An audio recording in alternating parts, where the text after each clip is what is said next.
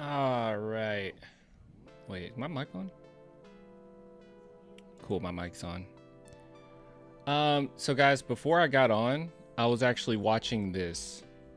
Hold on, I'll show you. Wait, before I do that. Cool, we're good. Gosh, it's like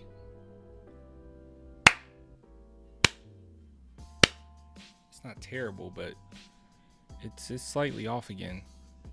So yeah, so before I got on, I was watching this. You guys want to watch this with me? You guys want to watch this with me? I was just scrolling on TikTok, and this chick is doing loyalty tests. I don't I don't know how I feel about it. So we'll let some people come in. They're gonna come in like, what are we watching? But I don't really care. You guys want to watch this? Got cat hair in here. That was a frustrating rain. It really was. All right, she's doing loyalty tests. They're calling it off as pranks, but this is like TikTok brain rot. It is brain rot. I mean, my brain cells have completely disappeared. It took me a while just to think of the word disappear because I have brain rot. Okay, let's see the next one. I'm very curious. Pretty sure. Why didn't you just say that when I invited you? Well, it's that is next weekend. Huh? I'm fucking stupid. Yeah, that's true. I'll see what's up. Yeah, just let me know because I'll be down to pull up too. Alright, I'll text you. Okay, sounds good. Alright. Well, I mean, if you want to hang out, are you free this week too? I work on Monday. I'm gonna be busy. I work Thursday, Friday, maybe Wednesday or something. Yeah, we should go for drinks. Oh my god. Alright, sounds good. Okay, I'll text you. Alright. Alright, bye. Bro, just losing He girlfriend. failed. This one failed. I can't ask to be single. Remember, guys? He failed. This one failed. I can't ask to be single. Remember, guys? And I could do a cute little TikTok. That's so cute because I think my goal was 150K. Like, But yeah. Clan talk about the game. Don't tell me what to do. I talk about whatever I want to talk about. I want to talk about this TikTok right now. I'm not here for gossip. Then leave. I'm here for tea. I'm here for tea. I want to see people cheat on their girlfriends. I'm here for tea. I do want to just watch one more. This is very interesting. To see guys like kind of like skate around with you. And that, like, you were low-key trying to get at her. But she's like, I have a man, but if I was single. Huh? Nah, you're wrong person. Boo. It's Mitch right here. FaceTime me. Oh boy. Say I don't know you. Why can't I see you? Oh, he hung up. He hung up. Ooh, that was too fast of a hang up though. Okay, let's see. He might have. Low-key, I should start wearing wigs or something. Okay, let's see. Let's see. I'm gonna call.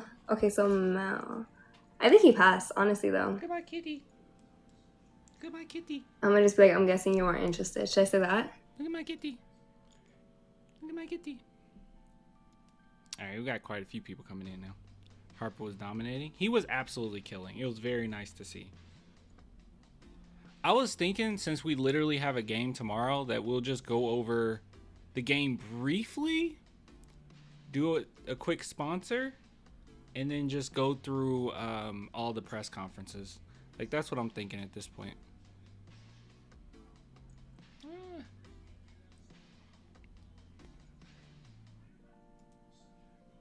If he answers, say it's a bit awkward, but you work in a hotel where you check.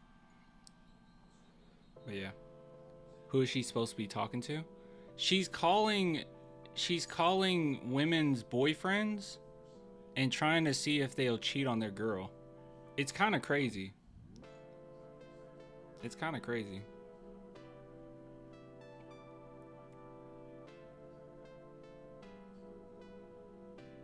That third quarter Nets comeback made me sick. It happens, you know, it's the NBA, it happens. But at the same time, it was pretty bad. It reminded me too much of what you upset about? What you doing?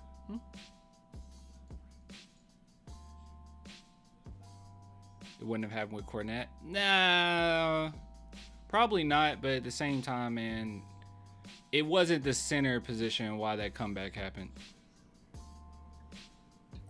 Okay, this one says. I'm gonna turn it down a little bit. Hey Siri, you were voiced by the way. You're supposed to be thank you. I really would like for you to do loyalty test because we've been working on things and I want to see what he would do. His name is Dylan. This is his number. You saw him at Tolton in Queens last week and you thought he was cute. You asked Nick, so Nick gave me the number. I saw him at Tolton. His name is Dylan. All right. Well, he's gonna fail. Been working on things. That's a failure. The Spurs are coming. We look so good. I'm not gonna lie, we look so good.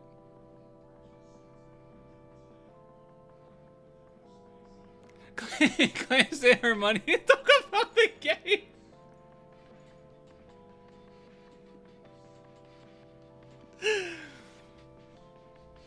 I could. Going to tomorrow's game, I'm excited.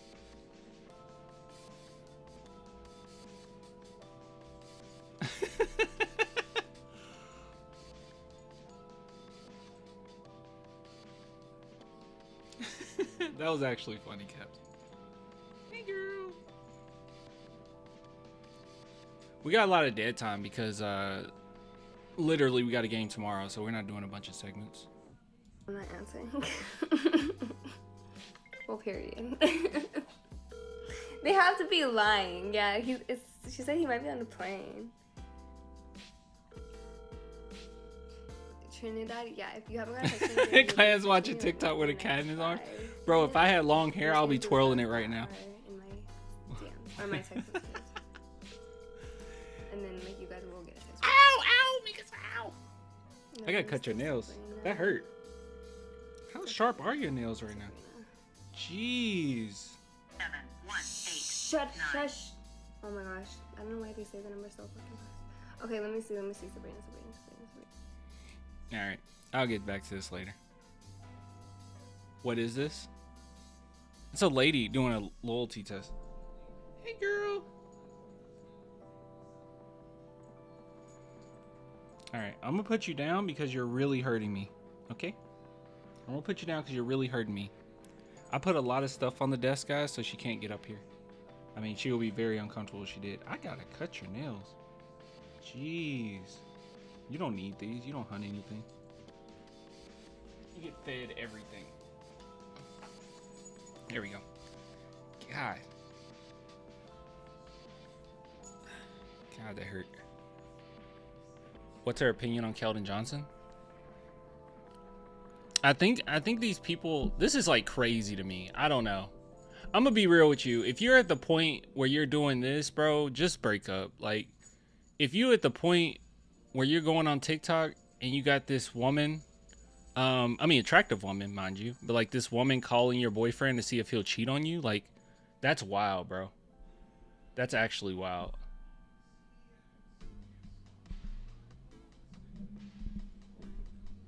Actually wild.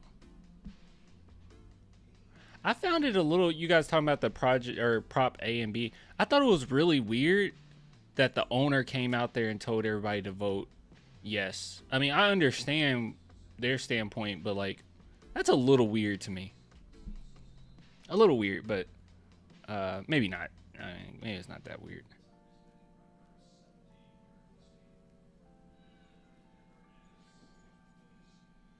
What's wild is you not talking about the game.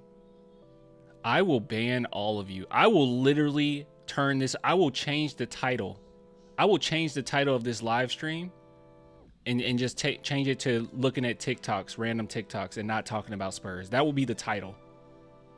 And then all of you will be banned. I will be on here by myself, talking about it by myself. I will do that. Ban me? I can't ban you. You've actually been cool. I see you around too much. I can't ban you. Try me. We make you. Oh yeah, this would be my excuse to ban Caps. Oh wait, hold on. Let me see. Since I'm typing right now, let me get your guys' input. Guys, I want to do. Oh, okay. I'll look at it later. All right. We'll actually talk about the Spurs. Thanks, Clint. Yeah, I can't ban you. I can't ban you. I just can't. You're actually cool. You're in here all the time. But if it's one person, see, this is what gets me, right? Like if I'm talking about movies or something off topic, and it'll be that one person that I've never seen a day in my life, but apparently they tune into the videos and the live streams and they never say anything, but then the one thing they have to say is something negative. And then you can go to the backlog and see any comment that they made, and it's only one negative comment. As long as they've been watching, I'll ban you. I don't care. I'll ban you. I'll ban you. Real Bobby's been here though. Cap's mad annoying. We can't ban Caps just for saying he don't like Sohan. That's not cool. That seems unethical at that point, you know? Y'all can ban these. That was his super chat. He sent me $5 to tell y'all that you can ban these. Yeah. Yep. That's what he wanted to tell y'all. Wow. All right. Okay. All right. So this game was a game. Wow. So a lot to take from it. A few things I'm worried about, but at the same time, I think there's one thing in particular that is blatantly apparent about this game that we just watched. Now, before we get into it, so what I want to do, I'm gonna talk about today's sponsor. And after that, I want to talk about the stats really briefly. And since we have a game coming up, I'm just going to go through like all of the press conferences. I think we have like 3 press conferences. So I'll go through Mitch Johnson, Dylan Harper, and then Wemby did a team up with Keldon. So I'm gonna go through those, and you know, we'll call it a segment, okay? But big shout out to Sleeper. So big shout out to Sleep. Oh, it's actually on the screen. Okay. I didn't know if it was working. It was acting weird earlier today. But big shout out to Sleeper. If you guys are interested at all in daily fantasy sports, go check it out. Link below. And then you just use that promo code CLAN. You'll get a 100% match up to $100. Or another thing, if it's your first time ever using it, you get $20 free, right? So if you guys are interested, please head on over and you would just go to the NBA section here. And as you can see, really simple over-unders, more or less, really simple stuff. But if you don't care about that at all and you're like, well, I don't want to do any like fantasy sports or anything, they also have a social media segment that I think is really cool. So if you go over to NBA on the home page, as you can see here, they have, and they got Wemby right there. They have a plethora of different stats, injury reports, highlights, you name it, news, updates, all that good stuff. So if you want it just for that, that's totally fine. And it's actually really popular for that as well, right? So whatever you want to do. And also you can see the live scores of multitude of games, like the NFL games are on right now. Well, I think it might be a few NBA games on, right? Yeah. It's a few NBA games on. So anyways, it's really nice. It's really good. So if that's something you're interested in, please head on over and check it out. All right. So this game, let's go to the stats. So one thing that I said, or I was about to say, that is very apparent, it's a few things. It's a few things. So first and foremost, I don't know if Cam Thomas puts up this type of, because the thing is, he's very hard to guard, right? He's very difficult to guard. Very good player. But the one thing about this game in particular was we really struggled when it pertained to getting him to the foul line, because he went 13, or he had 13 shots at the foul line, went 13 for 13. And I just have the feeling that if Cornette was in this game, that might not have happened. Or if Sohan was in the game guarding him, then it would have been a little bit better. I don't know really why this. I mean, we got the win, so I won't complain. But I don't really know why we stayed in zone for so long. I don't know. It seemed like Mitch Johnson wasn't really trusting us to just guard them man to man. I actually thought it would have been fine, but it is what it is. We were in zone for a big chunk of this game, and I didn't really quite understand it. And we saw last season where I'm gonna praise him, but right now I have some criticism. Keldon Johnson is horrible. He is horrible in zone. I mean, he is just really bad. He gave up 2 huge 3-pointers that helped with the Brooklyn Nets run to Cam Thomas. Like, just blatant. You can see he went 5 for 12. 2 of them were really big, and 2 of them was because Keldon missing the closeout. But it is what it is. It happens. But overall, I think that we're really missing Cornette. I think we're really missing Sohan. And when everything is together, the Spurs are going to be very dangerous.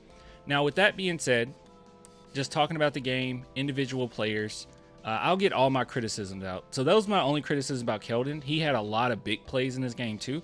So I won't harp on it too much. It was just a couple really bad defensive plays in a situation where the Brooklyn Nets were already getting some steam. But other than that, I thought Keldon was pretty good, honestly.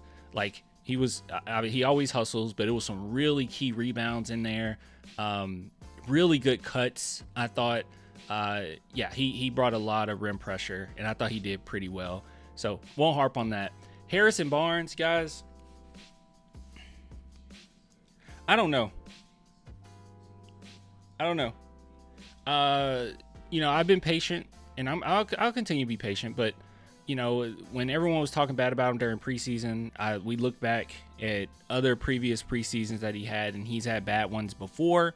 And going into this one, it was like, well, maybe it'll be a little bit better, right?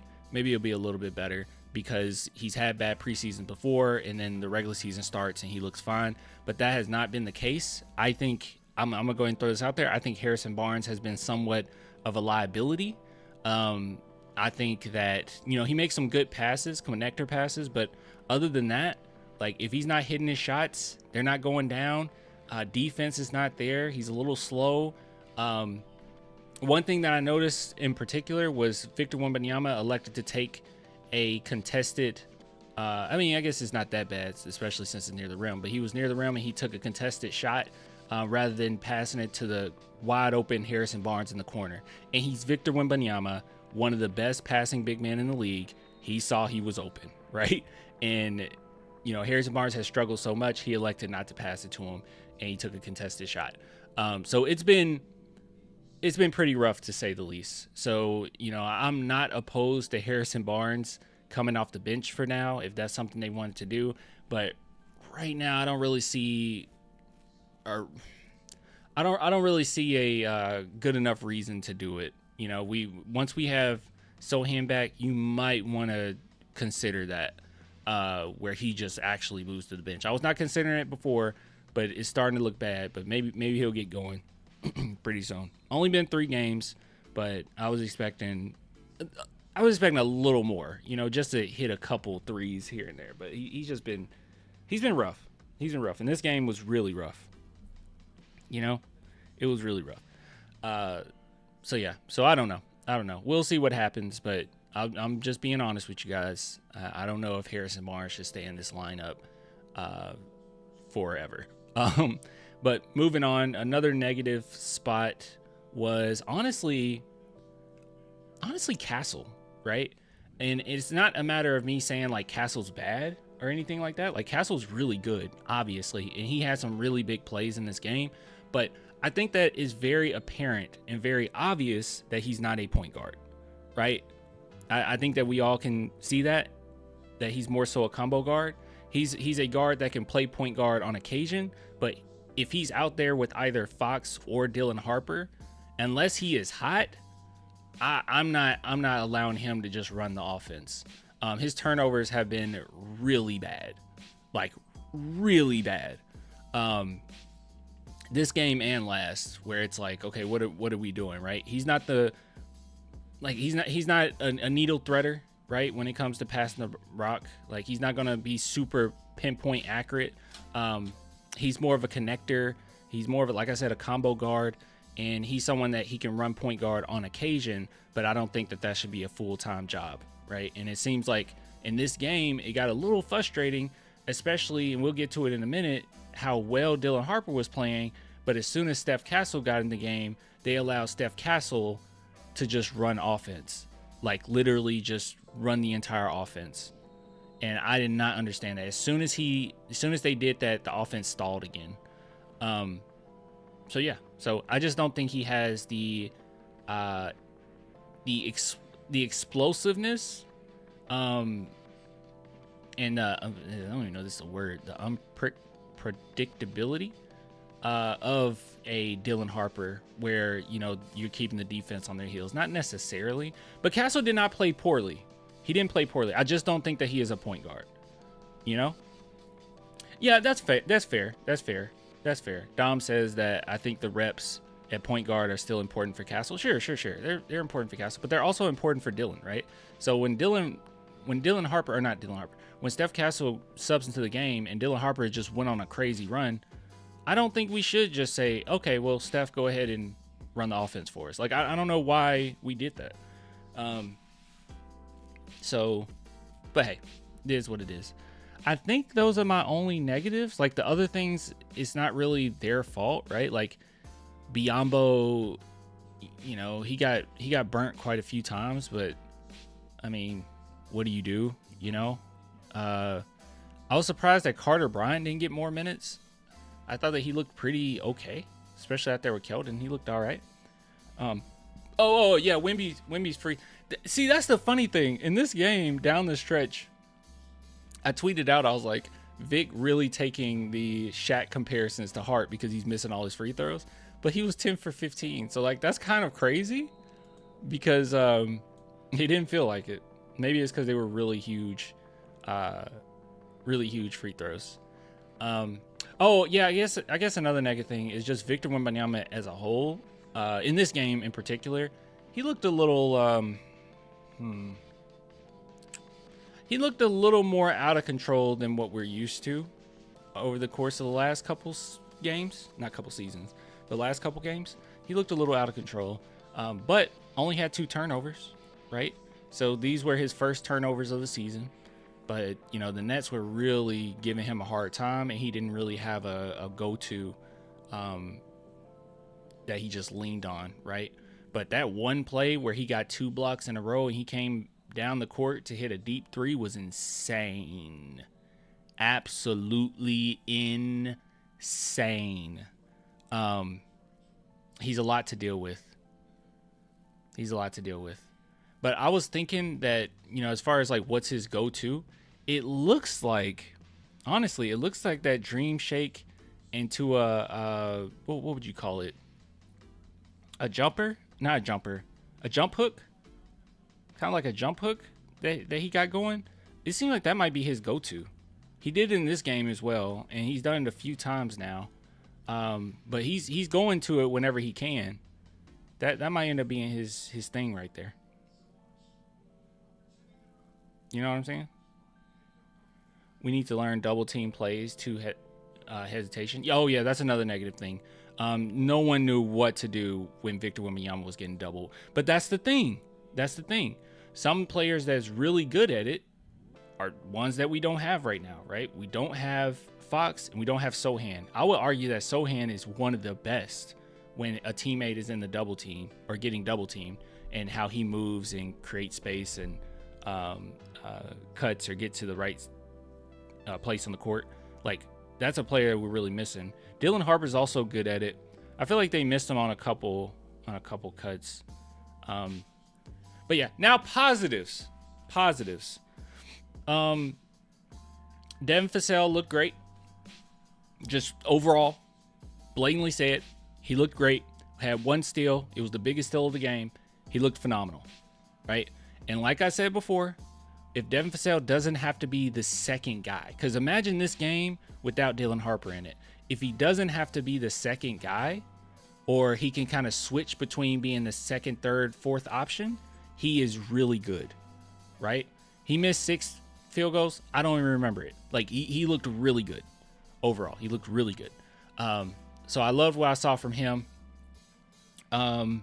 Julian Champagne's back. I know a few people were worried about last game, but he went 3 for 4 in this one. Vic went 3 for 6, and they just made it really hard for him.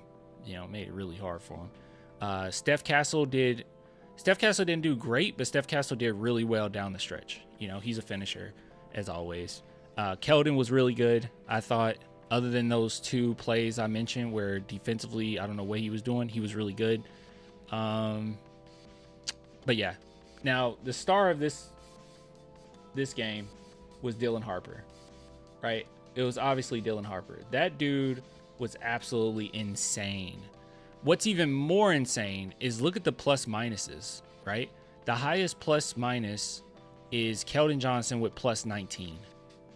Dylan Harper had plus 33. He was just a net positive the entire time, every second on the court. He played really well defensively, and they just couldn't stop him as far as getting to the paint, right? They just couldn't stop him. He's definitely going to be an inside-out type of player. We haven't had a player as good, or a guard as good as getting to the rim since Tony Parker. Like, he's on that level as far as how Tony Parker can manipulate his position when getting to the rim. I mean, Dylan Harper's just really great at it. But yeah, we haven't had that since Parker. Fox? Well, obviously Fox. But we haven't, they came to the team around the same time, Big shout out from France. What's up, man? But yeah, but Dylan was great, bro. Like, they couldn't do anything with him. As soon as he was in it, and that's the one thing that I love about Dylan. That's what makes us so dangerous, is when a Brooklyn Nets team hones in like they did in that third, and it seems like, oh my goodness, it's starting to get away from us. Like, you can put in someone like Dylan Harper, and he is virtually unstoppable. And on his own, he can be unstoppable. But with Vic, it's a whole nother monster, So I am convinced. I said this before. I know I flip-flop a few times, but I only flip-flop because of Dylan Harper's injury. That was it. That was the only thing that worried me, was the pinky. I think it was the pinky, right?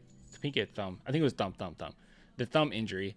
Like, that's the only thing that held me back going off of that take. But I really think he should start. Like, I think he should start. He should start next to Vic. As far as, like, when Fox gets back, I still think Dylan Harper should start. Like, I think he's just a starter, bro. He's just a starter. He's really good. He's just a starter.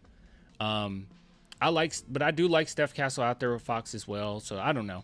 I don't know what you go with, but at this point, I'm forcing Dylan Harper into that starting lineup. Over who? Okay, if I had to put it on paper, let's see. I would say Fox, right? Number 1, Fox got to start. He's going to start. Dylan Harper at 2. Dylan Harper has to be at 2. If Fox is at 1, Dylan Harper's at 2. This is when everyone's healthy. Now, number 3, that's where it gets tricky, because I don't want to move Devin Vassell to the 3. And I feel more comfortable with Champagnie being at the 3, right? I don't know. That's kind of that's a coin flip for me. I don't really care at that point. And then 4 is Sohan, and then 5 Wemby. That's what I would do.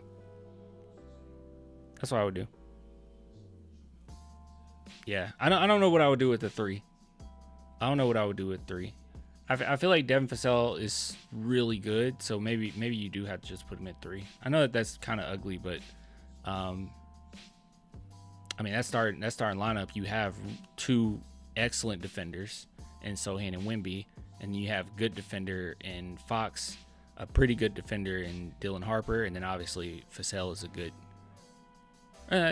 pretty good defender. But you have 2 elite defenders right there. So, yeah, that's what I want to do. I just think he has to start. Like he's too good. Give him the reps. Let him start. Put him in that position. Yeah. Clan, tell me KJ hasn't been amazing last 3 games. KJ's been fine. This game in particular, I thought was his best game. Not just stats wise, but I thought that his decision making was a little better on offense. It's just defensively, he is so bad. But we figured it out. Well, we didn't figure it out. Dylan Harper actually saved us, to be honest. If we're being real, Dylan Harper kind of saved us. I mean, he went 8 for 11. Like everyone else was just there compared to him. Devin Fasell did good.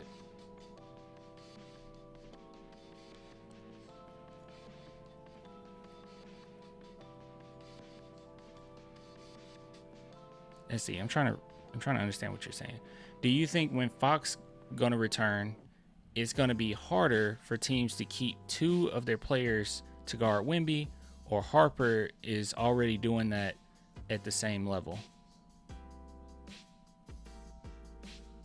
as what Fox will be doing? Fox is better than Dylan Harper, so it's gonna be picking your poison with a team like this is going to be very difficult.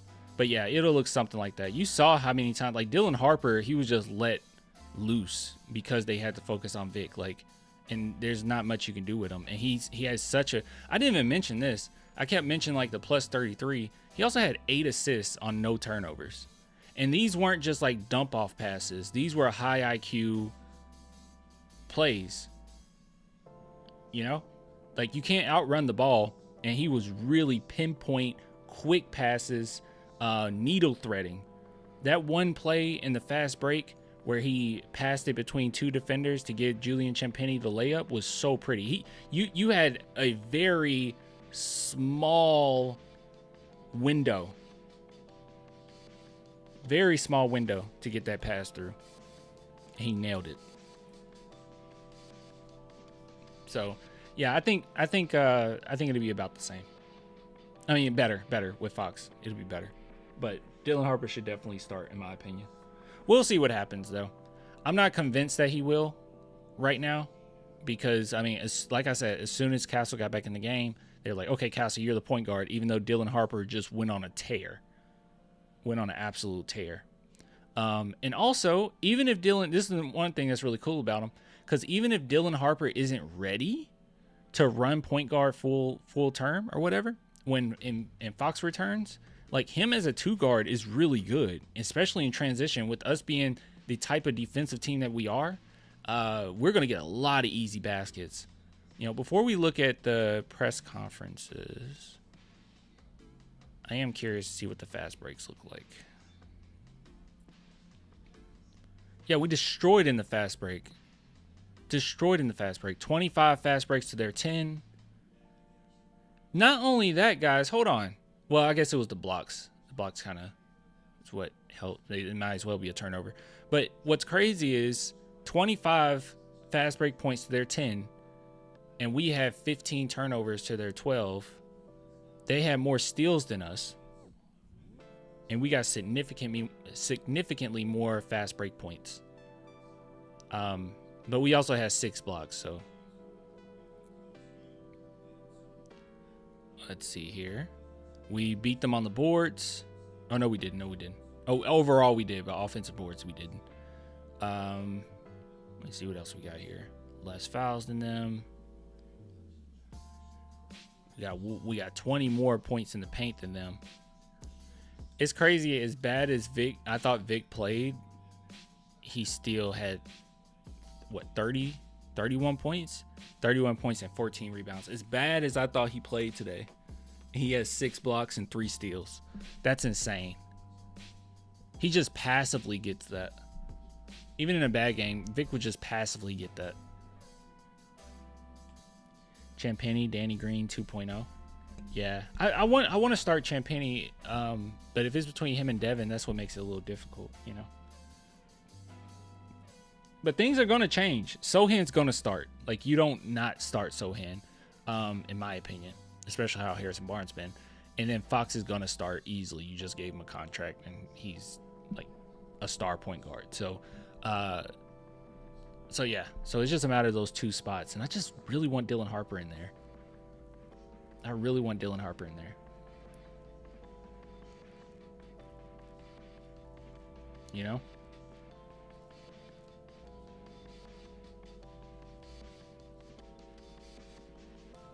Anyways, all right, let's go ahead and go to the press conferences.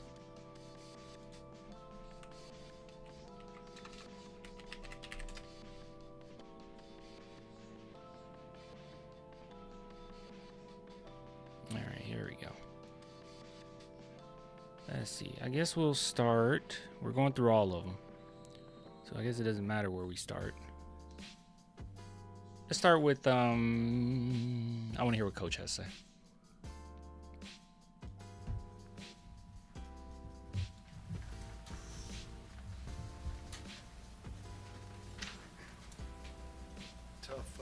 Tough to win in the NBA, obviously. What did you think about the way they built the big league, lost it, and then recovered? Yeah. Please be critical.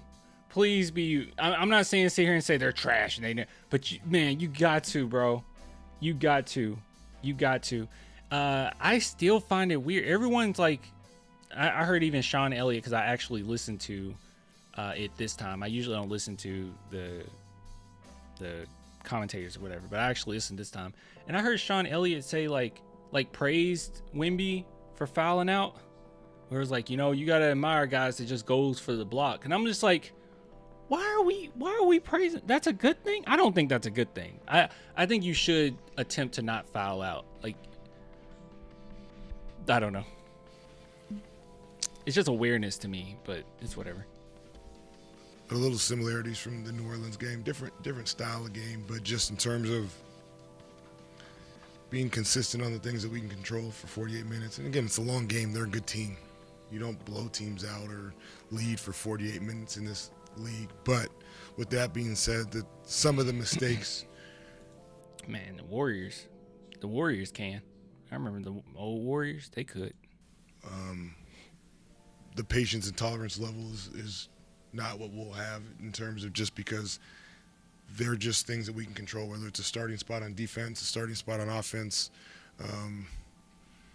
you know. And so when you give teams or players life, and not saying that they aren't going to have success without you giving them life, but when you... Real quick, Red Hood, thank you for the super chat. He says, do you think we should just trade Fox for Jaylen Brown or some more depth at this point? He's going to be an odd man out on the roster. No, dude. No. And no, Fox is not going to be an odd man out on the roster. There's nothing wrong with having two, like, really great point guards. Like, Dylan Harper is going to be a great point guard. Fox is a great point guard. Steph Castle isn't a point guard, and that's okay. He's more of a combo guard. He can play point guard on occasion. Like, just like how, you know, sometimes we did run Manu Ginobili at point. Like, he wasn't a point guard, you know? Like, so I wouldn't trip about that too much. Don't worry about that. So... yeah, no, I wouldn't trade Fox. You just gave him this. They didn't give him this massive contract just to trade him. You know, like he makes us really good, right? He makes us really good. In games like this, if it gets close, first off, I don't think that they come back the way they come back if Fox is on the court. But in games like this where it's really close, he's gonna hit so many big shots for you. But I would much rather have Fox on this team than Jaylen Brown. Very, very important. He calms things down. He slows it down. He's an actual point guard, so don't worry about it. Assist in that, Cam Thomas. Exactly. Fox is extremely important in situations like today, how the team couldn't get a bucket when Victor was off floor. We would have needed our second best player. Exactly. And we leaned on Dylan Harper, right? Like, and Dylan Harper did it for us.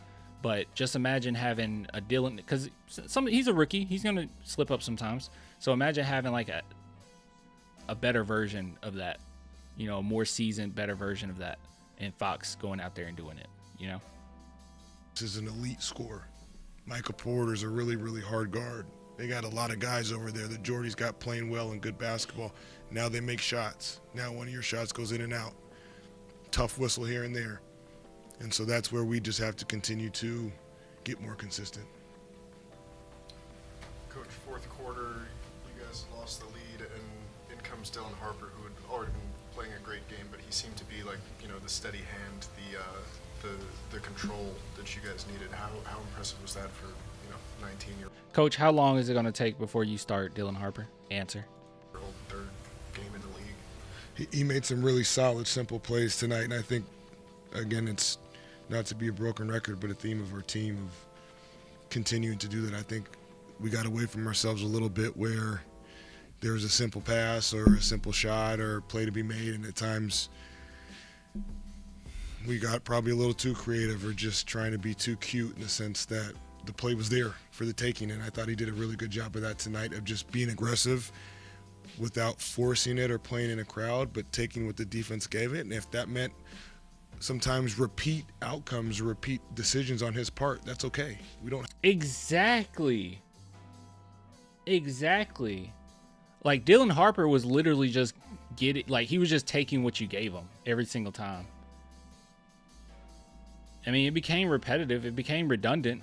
It's just like, oh my God, like over and over and over. It's like, you're going to give me the layup, I'm going to take it. He didn't try to do too much. He didn't try to get cute. I don't think that's a jab at Wemby, but Wemby definitely was sometimes doing a little too much. Like, just take what they give you. But they were double teaming like crap out of Wemby. Oh, they were double teaming the crap out of Wemby. And the team didn't respond very well to it. But yeah, no, he's right.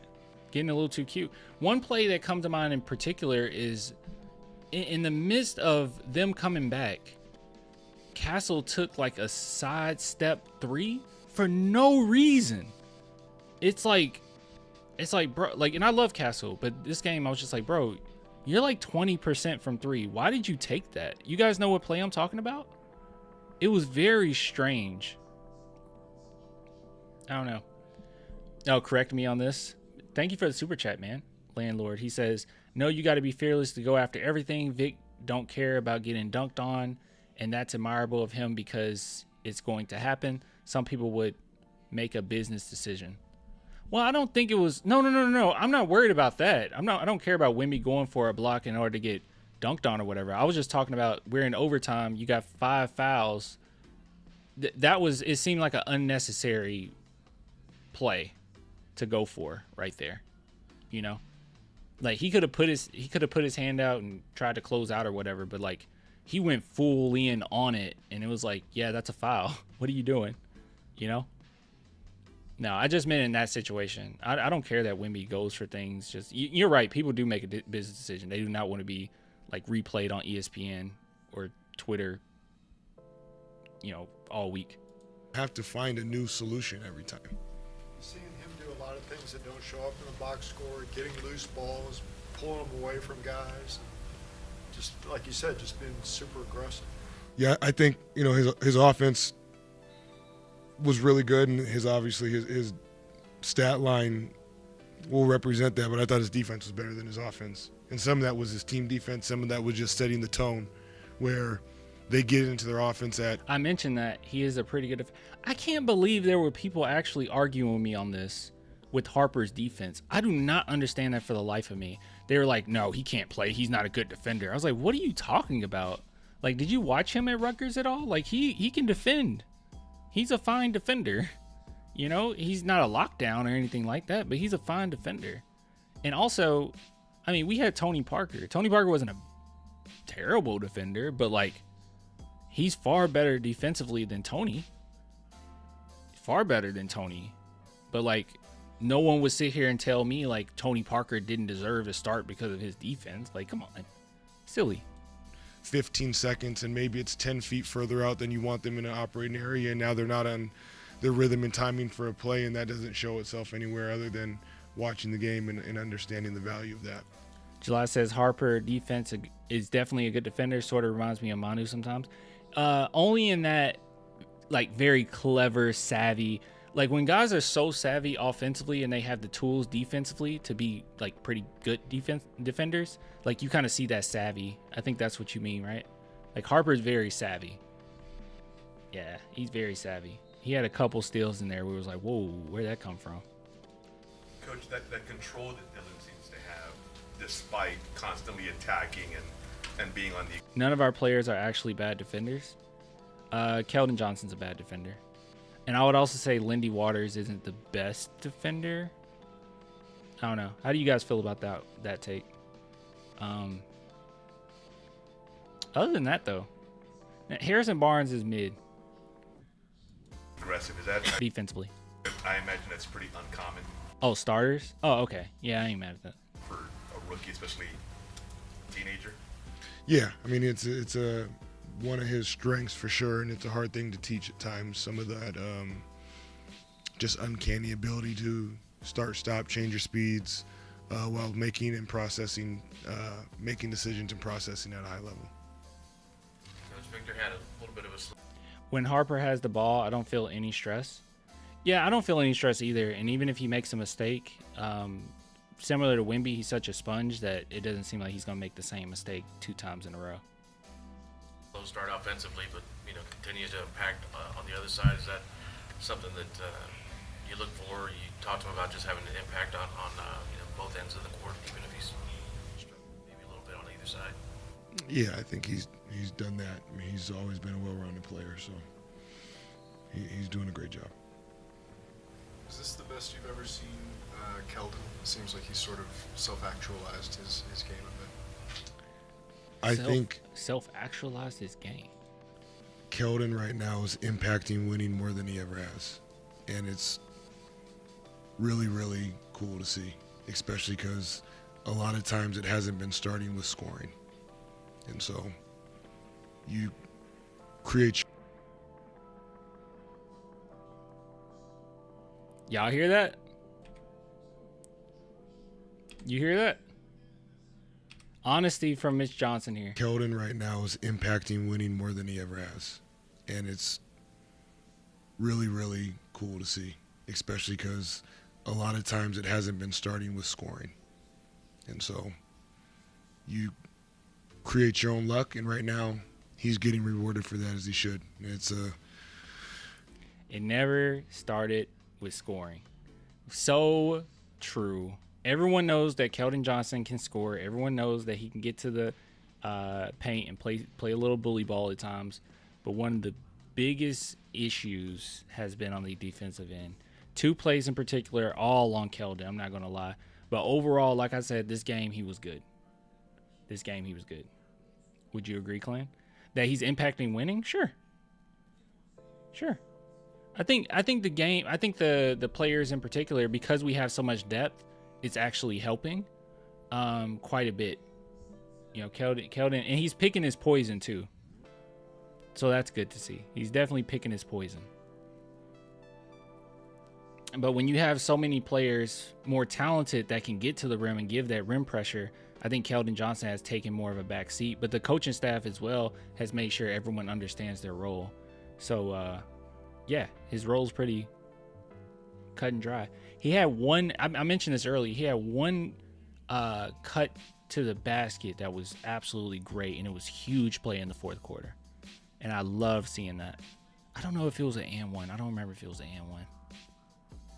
It might not have been an and one. I don't remember. I won't go as far as say he's an X factor. I won't go that far, but he helps. He definitely helps. We're going to look even better when our guys are back. It's something that we all need to continue to get better at. Team as a whole function without Luke. It was a few rebounds from Keldon in particular. I was like, I love that. I mean, he took one rebound. It felt like a statement. He just took it one hand out the air. I was like, oof. It was nice. Tonight, and I guess you're looking forward to getting him back as soon as possible. Yeah, I thought we had good moments. I thought guys stepped up off the bench. I thought, again, we've had guys in and out kind of throughout camp, so we just have to continue to put our best foot forward and, again, go back to the things that we can control, because some of these lineups haven't played together. Some of those combinations haven't executed certain things together. So, you know, that's the rest of the league. That's the circumstances and the hand you're dealt. So it's not anything uncommon throughout the league. It's just more that's How long is Cornette out? For an ankle sprain? How long is that, guys? Like a week? Said 1 week. Has that been confirmed that it's going to be 1 week? Ankle sprains aren't that bad. Yeah? Oh, okay. how much sharper you have to be in the things that you can prepare for, or at least try to control in the moment. Barring anything coming out of the And train. apparently it happened during the game, and like we didn't notice it, so maybe you just felt it the next day or something. Trainer's room, Wemby plays tomorrow, correct? I hope so. Okay. Oh, okay. Wemby plays tomorrow. All right, next, Vic and Keldon Johnson chalking it up. Oh, sorry. Nothing like winning. How does it feel to be undefeated? Like, That's Carolina T. I can hear. Nothing like winning. how does it feel to be undefeated? Like in preseason, regular season, what is that feeling like for you guys? Feels like it's where we should be. It feels great every night. You know, it definitely gives a boost for motivation. Victor, Brian Windhorst of ESPN said that they talked to somebody in San Antonio and they said that Victor's relishing being a bully. Is that how you would describe your feelings regarding your competitiveness on the court? That's for sure one way of describing it, but I'm not sure this is like a label you can put on. Relishing being a bully. That sounds like somebody that hasn't watched all these games, because if you only watched the game against Dallas Mavericks, you would say he's relishing in being a bully, or he's just a bully. But these last couple games, I don't think Wemby has been a bully. Wemby's been good, really good, but he hasn't been a bully. That was only against AD. But we'll see. Maybe he will be a bully. He played different games with different styles a little bit. That first game, he was pretty relentless getting at them. AD looks just bad. AD looks really bad. AD looks kind of like out of shape, you know? I don't know. On me, but yeah, for sure. Of course, it's one of the things I think about. Having played for Pop for as long as you did, In preseason, he was a bully as well. Yeah, he was bullying. to think of all the ways they could honor him by putting his banner up there, is it appropriate that they did it with nobody watching and with no announcement and no real Oh, he is in hype shape? about it? That's probably the way Pop would want it. But I'm sorry, Keldon. He said AD said he gets in shape during the season. Holy. Wow.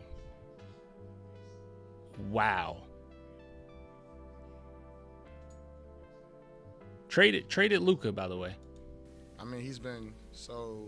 I feel like he's affected so many like players' lives. So I feel like it's only right, especially for this organization. I feel like he's done so much. He's been such a key piece of what's just the culture here. I feel like so, you know, obviously, you know, we will all want to give Pop his flowers, but you know, you want to, for something like that, you want to do it the way he wants to do it, and I mean, it's up there and it's gonna stay there forever. So that's and it's well deserved.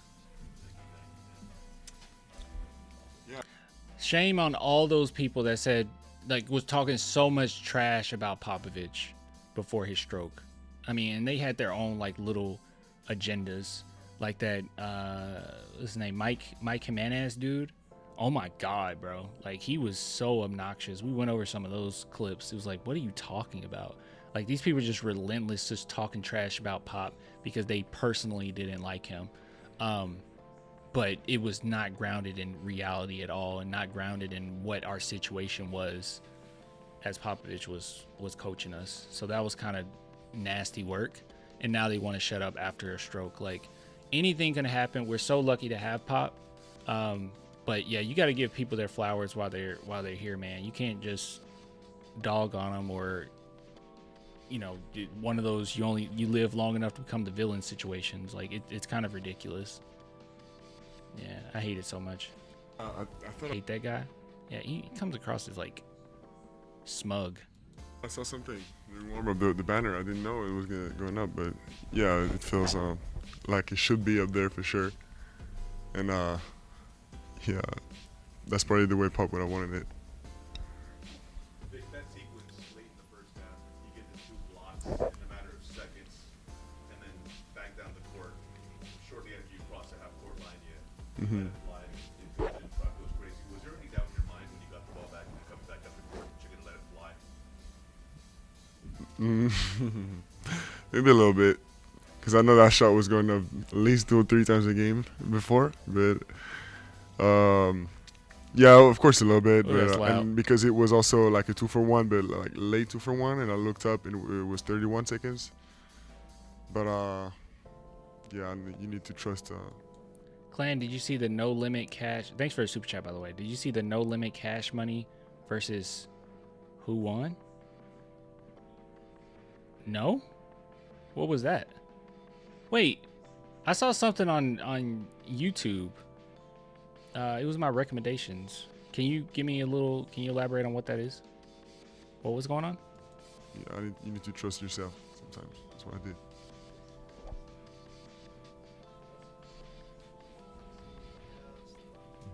Kind of plays with that super ultra aggressiveness on both ends.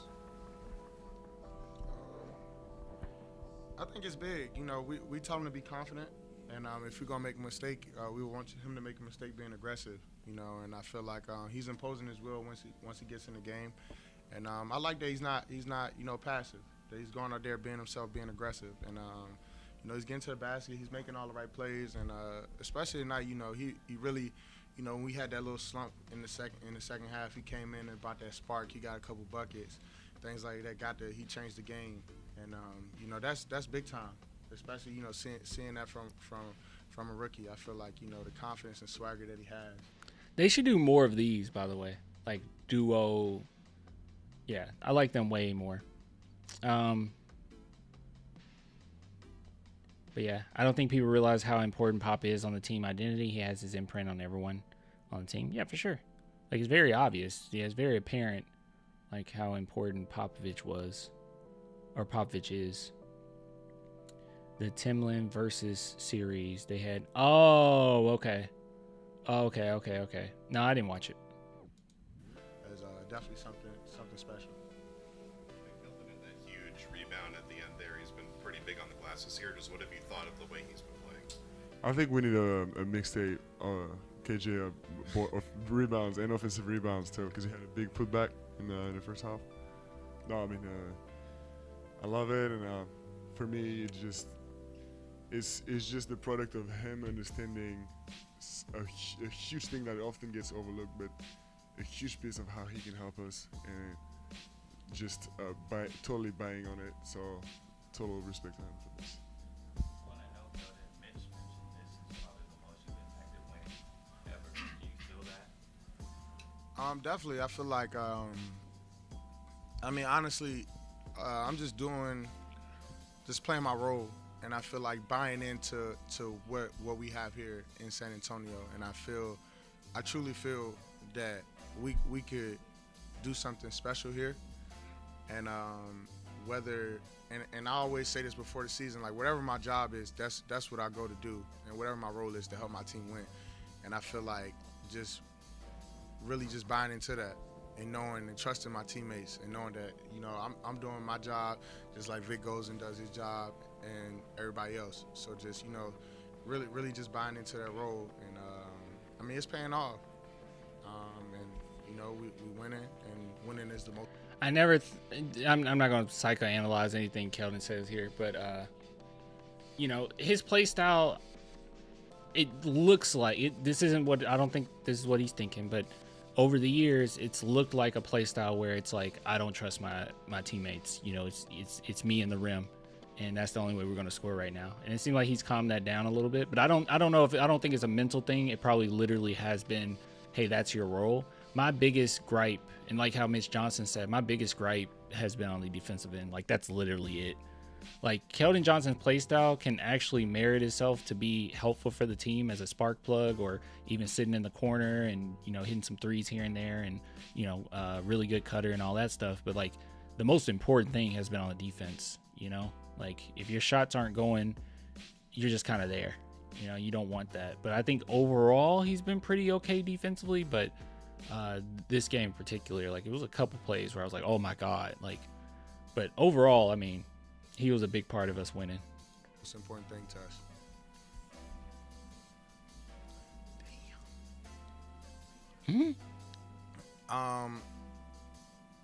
That we're for real. You know, we're not, you know, every game we're going in to win. And regardless of who's you know, the opposing team, we look at our scouts, we come up with a game plan. That's what we're gonna do. Some nights it'll be different, but each and every night we're going out there to win and compete.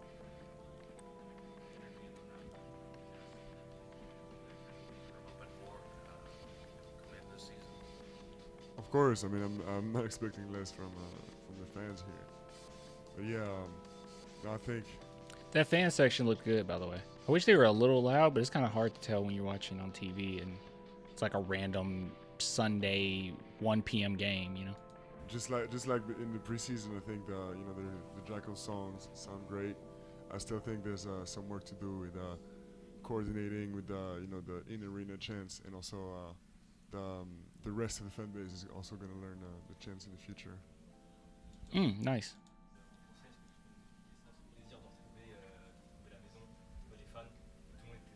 Look at Keldon. KJ.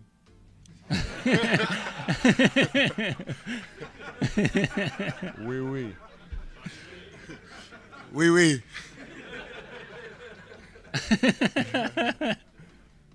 Oui, oui, c'est effectivement, ça fait extrêmement plaisir. Let's see if there's any other questions. Plaisir parce que And as I say, for that section, I always say this because we got French fans as well. So if anybody wants to translate it for whenever this video is uploaded, you can just put it in the comments and people will take a look. Différent de jouer à la maison.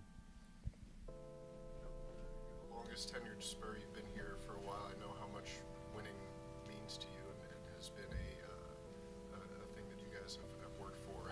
How special is this right now, and can you feel the shift happening?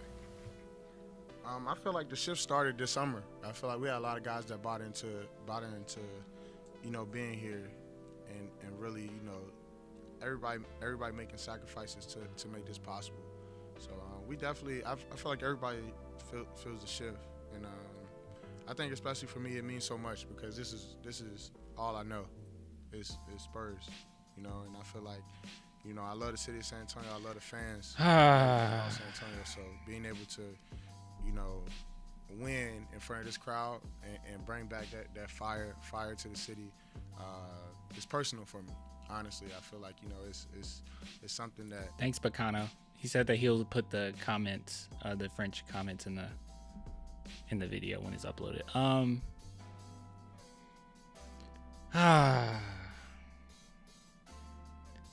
As much as I get on Keldon, y'all, I don't feel glee in being worried on how he fit. I don't feel glee in it. Now, so far, he has looked fine, right? He has looked fine. But I do not find glee in it. Some people think that I hate Keldon, and I really don't. Farewell speech? No, it's not a farewell speech. I really don't hate Keldon. I really don't, y'all. I really don't. I really like Keldon. I really do. This isn't like a DeJounte Murray situation where you guys could tell, like, there was stuff about him that irked me, and we would talk about off-the-court stuff that he just did, and I'm just like, what are we doing? What are we talking about? A little bit of arrogance, a little bit of selfishness that you could see from game to game. I don't feel that way about Keldon, man. I don't. I know I don't. I know he ain't your fave playstyle. It's not just the playstyle. It's sometimes it's like, do that playstyle fit with the team? So far, he has been fine, and I think that his role is better. But it's the defensive end, man. It's the brain farts, you know, where it's like you can't give up a 3 in that situation, you know. It's been those. that I've been looking forward to, and I'm glad I get to go out here and do it with my brothers, and I'm glad we get to put on a show for these fans. Of course. I know he's not looking forward to seeing us. Ooh. That's a nice, they were talking about Sandro. That's nice. Run in the fourth quarter that flipped the energy. What sparked that for you guys? Dylan? Yeah, Dylan Harper. Dylan definitely, he brought the energy for sure.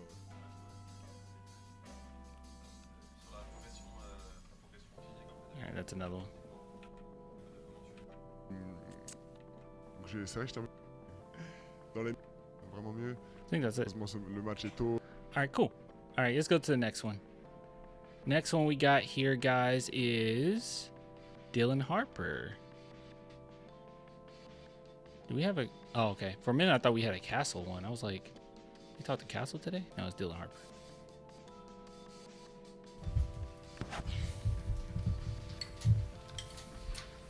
Dylan, Mitch, we talked about your stat line, but he said the thing that stood out to him was your defense, especially your team defense. Is that a big focus for you? Yeah, definitely. I think Dylan the Villain. We need a better nickname than that. That's not a good one. That's not a good one. He got championship in his blood. All right, this is in his bloodline. Ron Harper.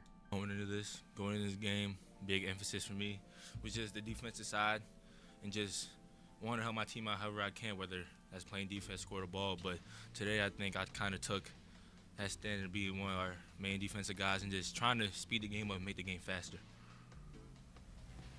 You guys have stayed composed even in close finishes. What's giving you guys trust? This is our point guard, by the way, guys. This is our point guard. I really do think that the San Antonio Spurs should start him. I really do believe that. He's our point guard. Each other so early on. I mean, just how hard we work. I think how hard we all work together. I think we did a great job this whole summer, preseason, offseason, of just being connected, staying together, whether we're traveling together or in the gym all day. So I think we kind of know where everyone is because of all the hard work we put in. I remember in Dallas, after that game, you told us you started that game, your first NBA game. Some jitters, first game jitters.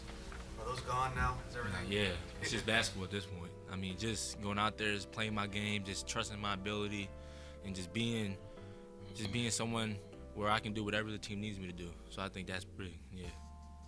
So Mitch was talking about you making. This is the difference.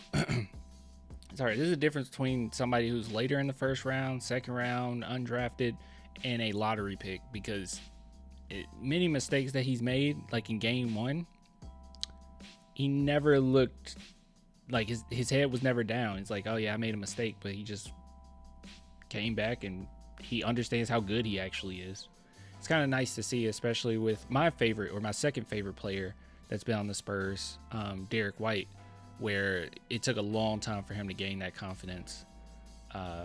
It felt like I had more confidence in him than he had on the court, but you know. The easy plays consistently now. When you make those easy. Fox is back tomorrow. I didn't hear that. I haven't heard that. Have you guys heard anything? I haven't heard any of that. Over Fox? No. I would not start Dylan Harper over Fox. I would just put Dylan Harper at the two guard. No, I wouldn't start no over Fox. I just feel like he just has to start. I don't know. I felt like that for a while, but after he got injured, I was like, oh, okay, well, maybe we'll take some time. But he's looked fine. I wasn't expecting him to be there in preseason. So since then, it's just been up. Plays. How does that kind of get you in the rhythm and the flow of the game? I mean, just Fox News is back tomorrow. What? just taking what the defense gives me. I mean, if they're going to load it up, I'm going to kick out to my teammates. If they not, I'm going to go get a lay. Dylan over Castle? If it comes down to that, yeah. So just having that IQ of just knowing not to rush anything, just letting the game come to me. November 4th. What did you hear about Sohan? How long we waiting on Sohan? I didn't see any news on that.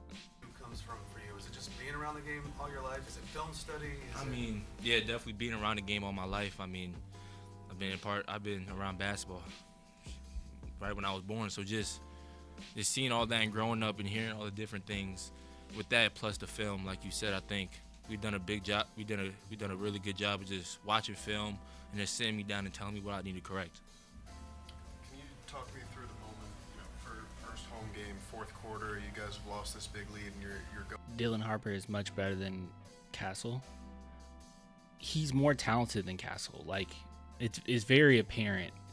I think I know that this won't justify, like, this statement won't be justifiable based on the last couple of games, but like, I think Castle does, understand. I don't want to say understand the game a little bit more, but I can't even justify it because of how bad his turnovers have been. But yeah, I don't know. I don't know what I would say. I was about to say take care of the ball a little bit better, but that's not true. Statistics wise, that's not true. Sometimes I'll say this. Sometimes I feel like Castle is a little bit more in control than Dylan Harper. But it's a very short sample size as far as these two playing together. But I'll say the same thing I've said before. Dylan Harper is more talented. Like, it's very obvious that he's more talented. He can get to the rim at will better than Castle. And as someone mentioned in a few live streams ago, like, Castle is better, as far as like his leaping ability and defense. But Harper is a good defender, and on offense, he's pretty explosive. Like, you can't stay in front of him. And off the pick and roll, like, good luck, especially with Wemby. So I just like him better as a starter over Castle. But I felt like that for a while, and yeah, came in clutch. He was great. I don't think that they'll do it, though. I'm pretty sure he'll remain coming off the bench. Just from how Mitch Johnson sounded, it sounded like it was more like oh yeah, he's a piece of this that really helped us win, not like a urgency to put him out there and be the main guy, which is okay, I guess, but that's all right. Castle was really good, but yeah, when they bring him, he's just getting pressured way more right now. Well, when they give him pressure, he has a hard time getting out of it because I don't think his handles and his vision is as solid as like a Dylan Harper. Dylan Harper, I mean, I know it was college, but Dylan Harper, when he got doubled a lot, a whole lot.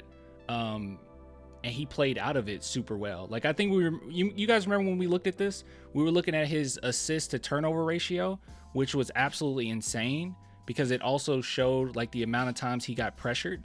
I can't remember the specific analytics we looked on that, but it was before, was it before we drafted him?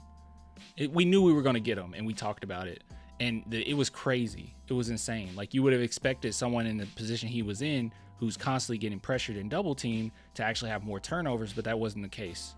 It was actually very low for someone getting as pressured as much as he did, because you compared it to Ace Bailey, and it was like night and day. I don't know if you guys remember that. So yeah, we need a Castle How secondary ball handler. Harper attacks those gaps better. Yeah, he does. Dylan's a true point guard. Castle suits better as a shooting guard. Yeah, he's a two guard, or he's not even just two guard. He's a combo guard. He can be point guard sometimes, but yeah, this should be his main role. But he's good at the two as well. Like, he's really good at the two. So even if Harper's in there, if Fox in there, they can play off of each other. I think he plays off of Fox significantly better than how Chris Paul would play off of Fox. Going in there, what do you remember what was going through your head? Just make an impact any way I can. Try to turn the game around, whether that's picking someone up 94 feet, getting a steal, or whether that's passing the ball, whether that's scoring, whatever. Just give my team that kind of push and kind of that energy that we needed. Speaking of energy, that play where you pump in the lane, spin, get it up, you were coming down the court, really excited. He hit him with that Tony Parker, bro.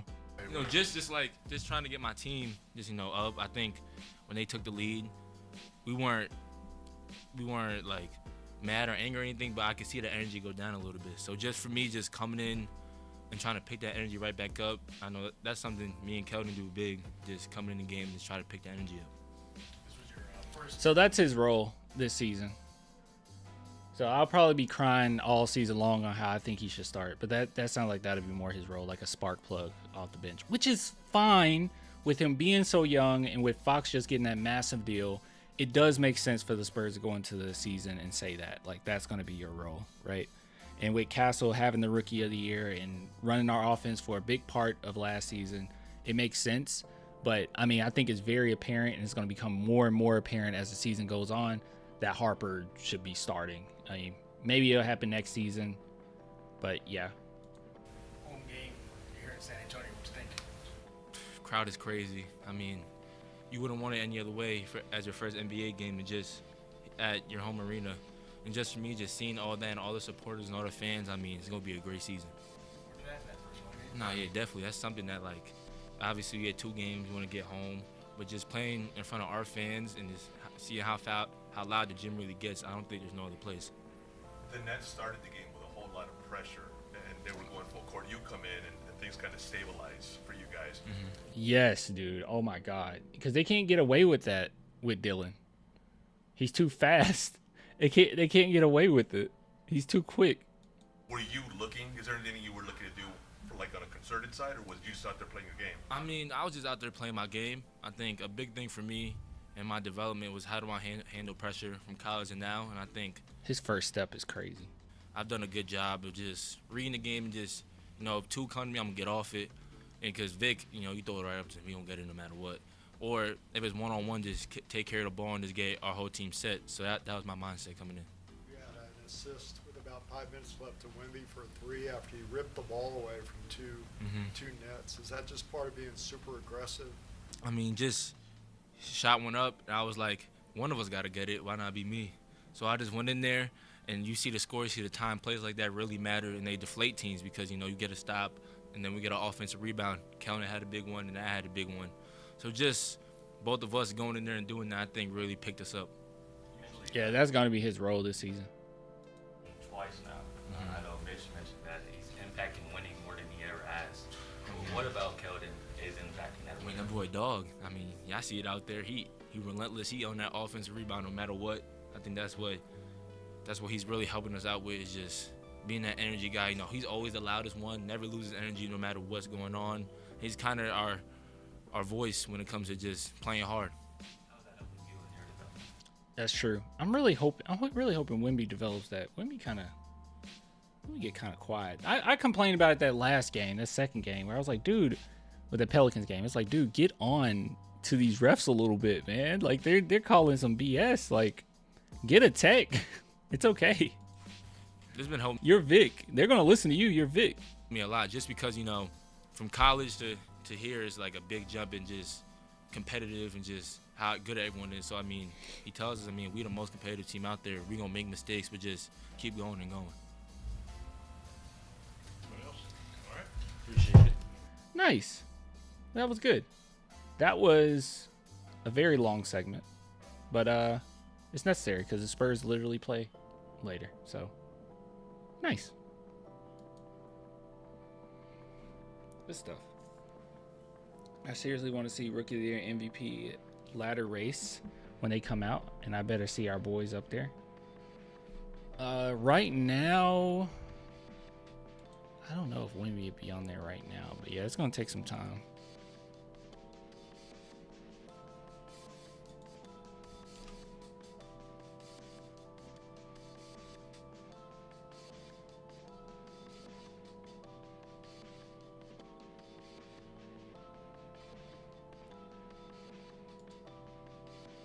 Wemby MVP campaign is starting. Yeah. I need to do something.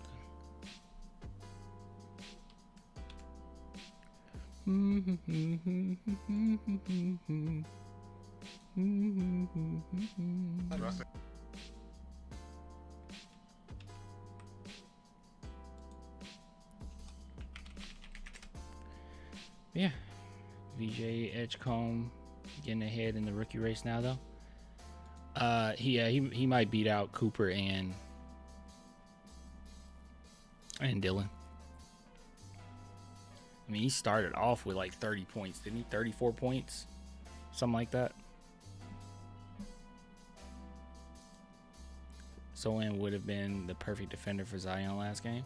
He would have been a good defender for Cam Thomas as well. Like, he's very versatile in where you can put him. But that's the crazy thing is, like, the Spurs are nowhere near how good they'll be this season. Like, not even close. Not only because we're not just missing a few role players, we're missing, like, the players, you know? I mean, I know Wemby is the player, and then we're missing the players.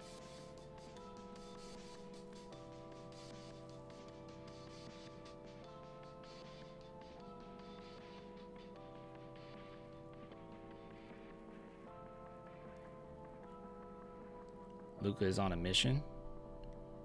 They play tonight, right?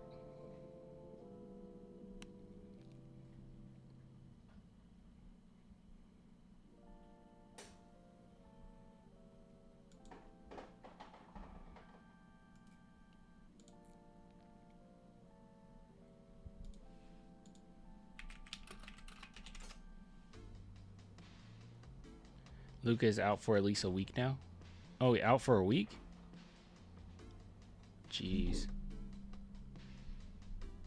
Why do Luka fans always forget about his defense? Because he's so good offensively, I guess.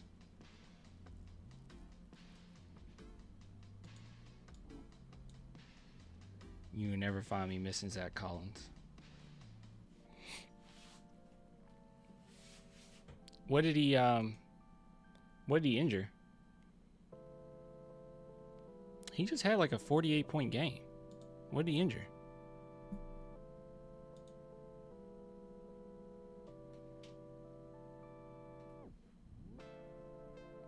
His finger? Oh, okay.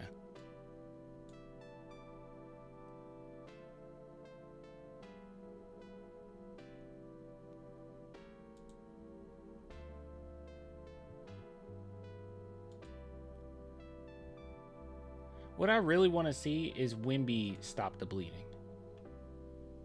Wemby stops the bleeding to an extent from his defense alone, but I mean like offensively, just get going when a team makes a run like they did. Because I didn't really trust Wemby with the ball this game.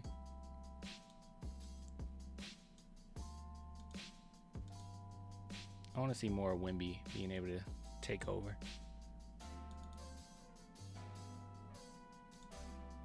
But then again, you know, he was getting double teamed like crazy. Like, can't pretend like he wasn't. It happens.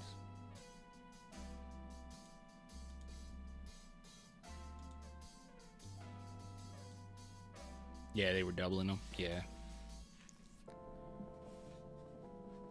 Yeah, they need to work out double teams urgently. Well, they need to really just expect that, know what you need to do in that situation. Because it's going to happen every game now.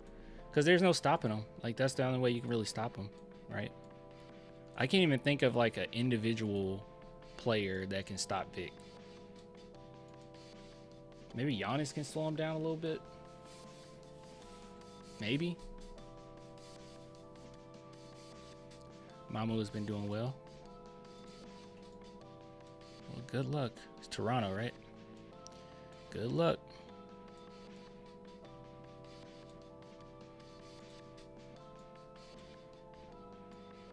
How's Toronto been doing? I haven't watched any Toronto stuff. You guys know?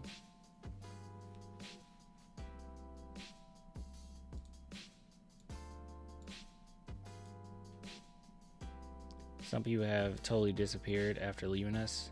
However, remember Romeo Langford, our second best defender at the time? Yeah, what happened to him? Yeah, potential.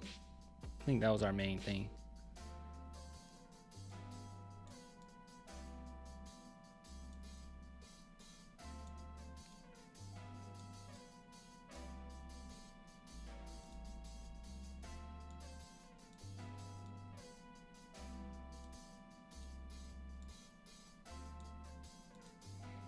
Vic said he didn't sleep well in the post-game interview. What we just watched? Was that in French? I didn't hear him say that in English.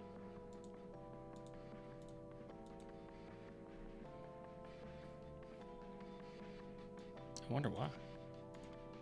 I guess that makes sense. In French? Oh, okay. Well, I guess that makes sense. Yeah, he definitely looked off. That's just something about him sometimes. He just looks off sometimes. It could be random.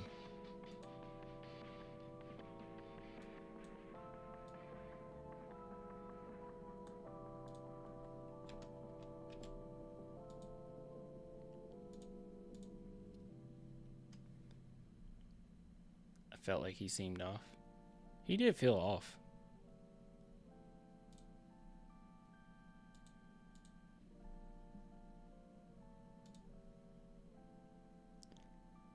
Sandro 3 out of 5 in 5 minutes for now.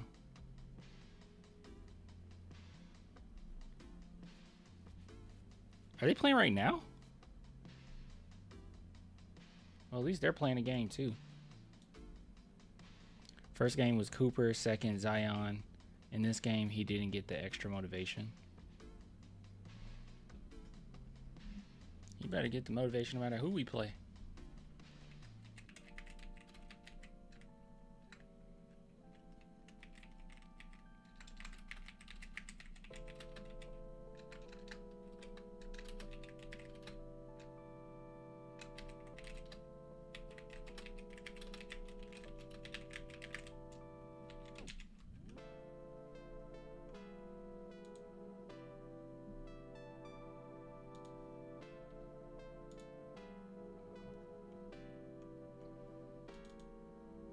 Can't wait to get Fox back. Someone with chatter said that November 4th is what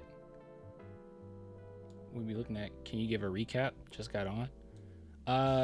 Basically, I mean, nothing really. We just talked about the game.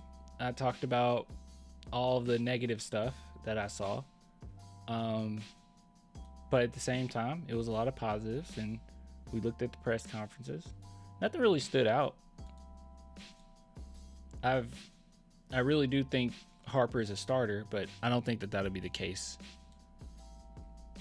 It seems like the messaging seems like this is his role, is to be more of a spark plug, which is okay, but I mean, it's very obvious he's more than that. But I guess it's fine, because when you're anticipating Fox to be back and that to be your main guy, and you have this rookie, and that's the thing that comes with depth, right? Like, when your team is better and they're more talented than the year before, and you get a second overall pick, or a lottery pick in general, then their role is going to be more diminished versus if you had a bad team, right? I mean, that's kind of what happened with Chet Holmgren. Like, Chet Holmgren can be really, really good, but because of how much depth his team already had, they put him just in a role, right? So like he's been more like a role player, but everyone knows how good he could be. But yeah, that's just what comes with it.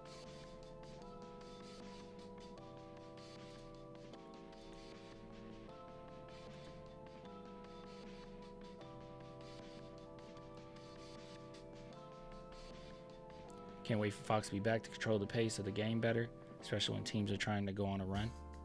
Yeah, it felt like nobody could stop the bleeding, and your point guard is great for that.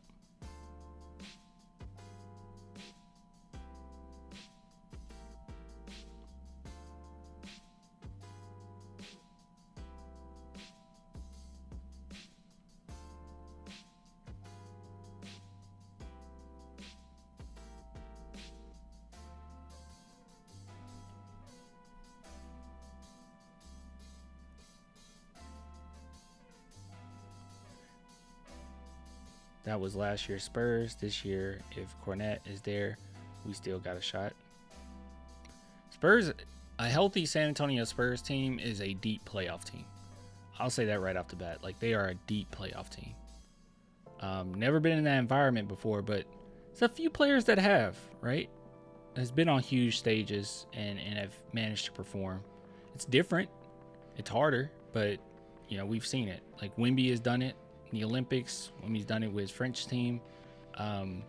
Obviously, like, Dylan Harper hasn't, He's seen a lot of it growing up, I'm sure, because of Ron Harper. I mean, he didn't see it, but you guys know what I'm saying. Who else? It was another player I was thinking of. Like, obviously, Fox has playoff experience. It was someone I was thinking of. I'm going blank right now. Wimby, Fox. Oh, I was thinking of Steph Castle winning the championship in NCAA. Not anybody can just do that. He's been in very high stress, intense games and managed to help his team win. So Barnes. Oh, Barnes, Harrison Barnes. Exactly. We'll be all right.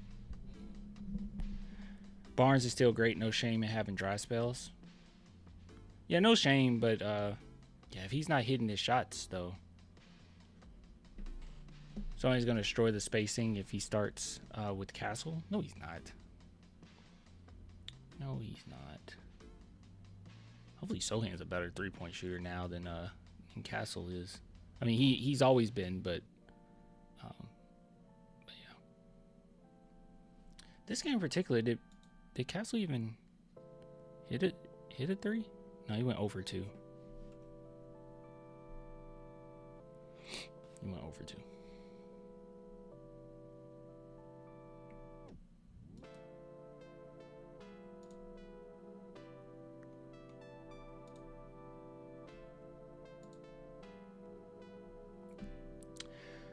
Oh, man.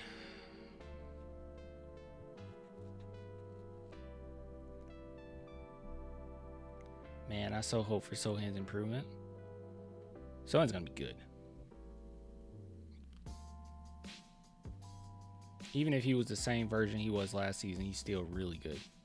Harbor the truth, I don't watch college, so I had to see for myself, and I'm impressed. Yeah, yeah.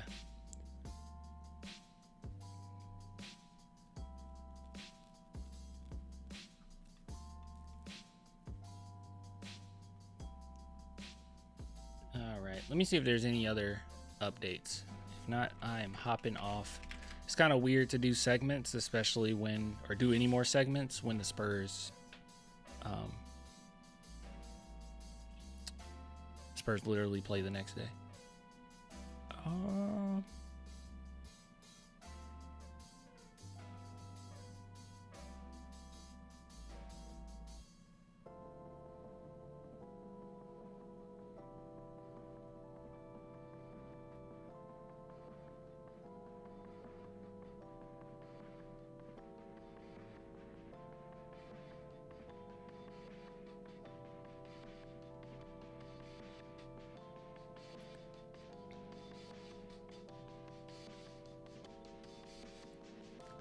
Julian Champagny posted this. The Dylan Harper highlights. He reposted and said they in trouble. Yo, big shout out to Bala for getting so much love. Like, oh my gosh. They post all of the highlights so quickly too. I wonder how they get all that so fast.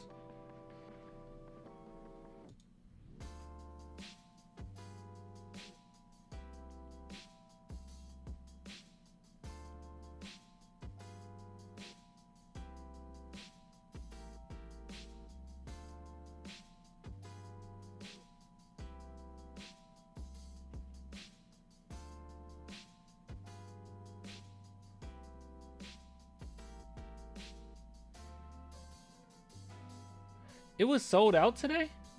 The Spurs game was sold out? There was a lot of missing seats, weren't there?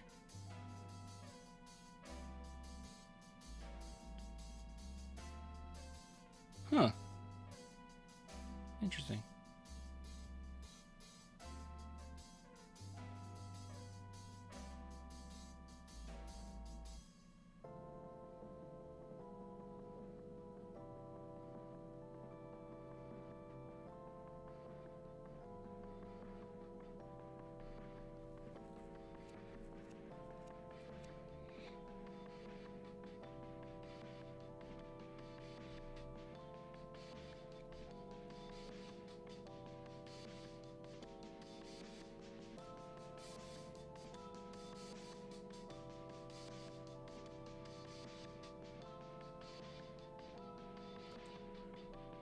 People reacting to the Keldon Johnson saying we're going to win, or we're going in to win. We're for real. Haven't beaten a team that was in the playoffs last season yet. Okay.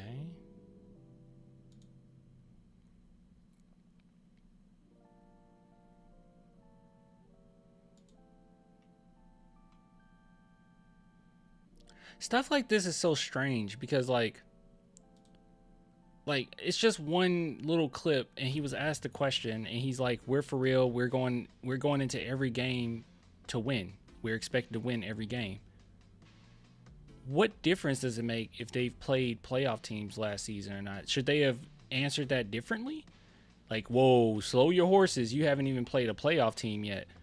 Was Keldon supposed to say, we're for real, but, you know, I can't really say, you know, how good we're going to be unless we play a playoff team. And then I'll say that we're really for real.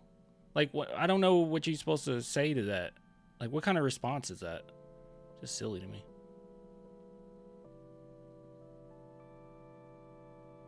Yeah, because you have a player that's probably MVP, Defensive Player of the Year, MIP all at once. That's somebody who hasn't been watching. We have a lot of talent. What confusion? They look incredible. Dylan Harper was 28 or 26-8, 2 steals, no turnovers, and plus 33. And an 11-point win. Yeah, that is insane to be plus 33 and an 11-point win.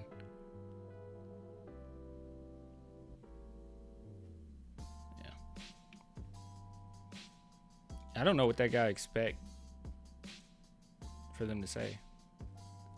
Were the Mavs not in the playoffs? Last season, no. I don't think so. Were they in the play-in, maybe? They weren't supposed to get the first overall pick. We know that.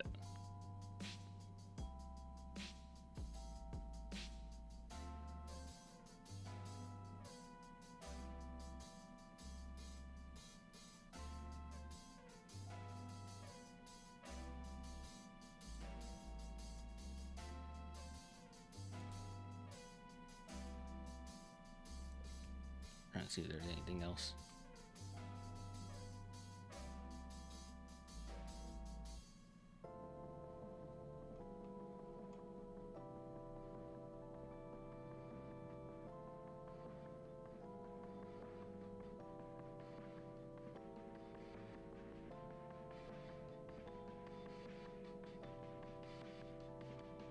My goodness.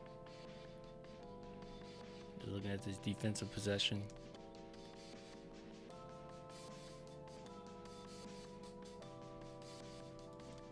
Yes, defense was great on that.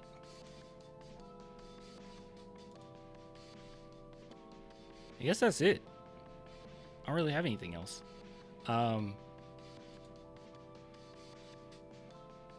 Looks like that's something that people are running away with, what Keldon Johnson had to say, but other than that, nothing really stands out.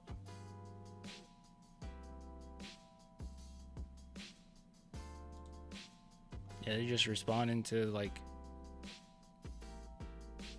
the press conference we already seen. But yeah.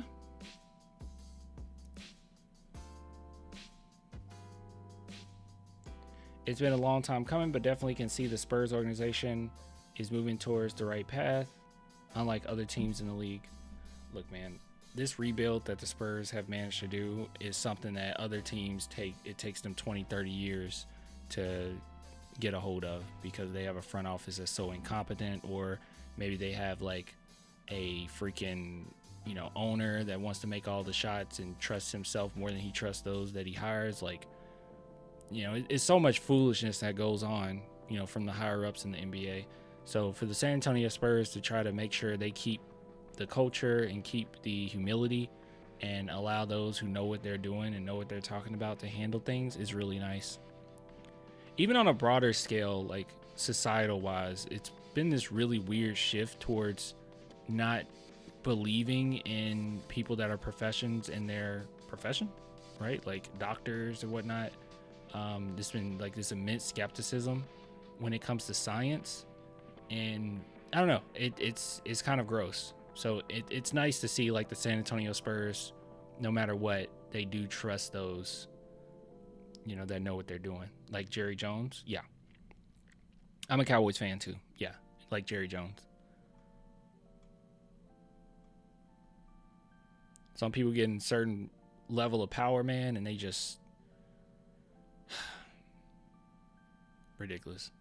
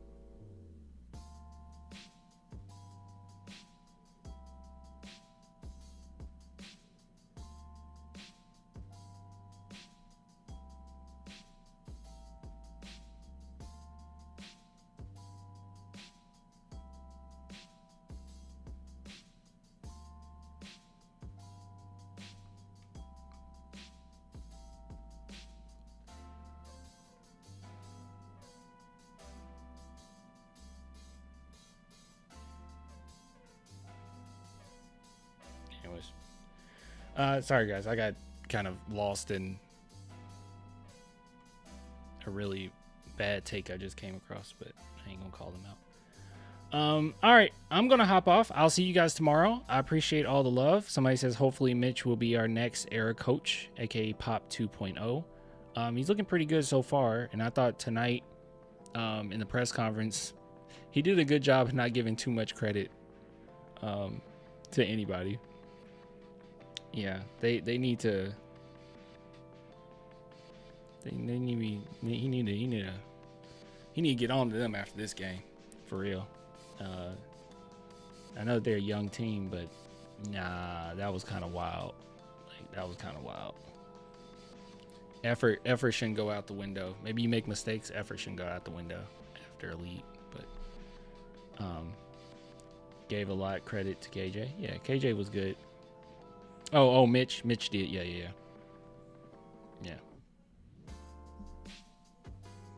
All right, guys.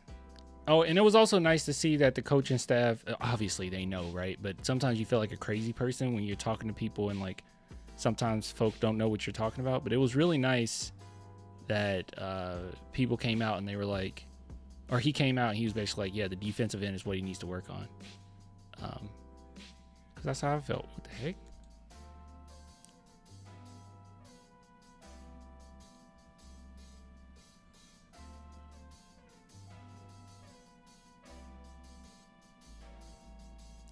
Is the Cowboys in overtime right now? The game ain't over? Oh no. Why did they say overtime? Cowboys got whooped. I didn't watch that game. I watched a segment of it, like a quarter of it. Clint, have you seen Mad Haiti? No.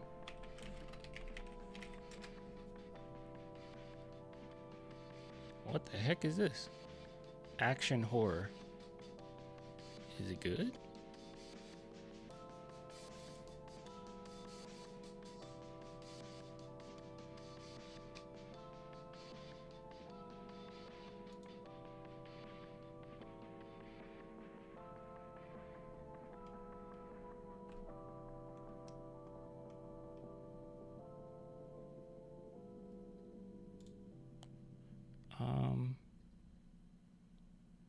Who made this? Switzerland.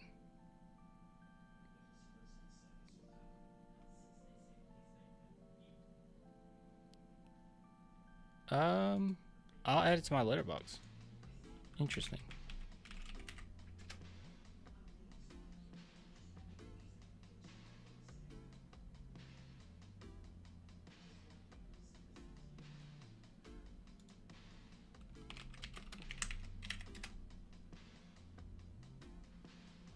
All right, saving it now.